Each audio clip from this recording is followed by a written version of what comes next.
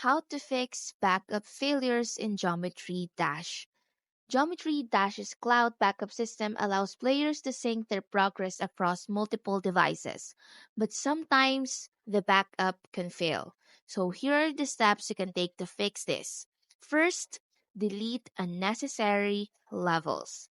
The cloud backup has a file size limit, and exceeding it can cause issues with syncing.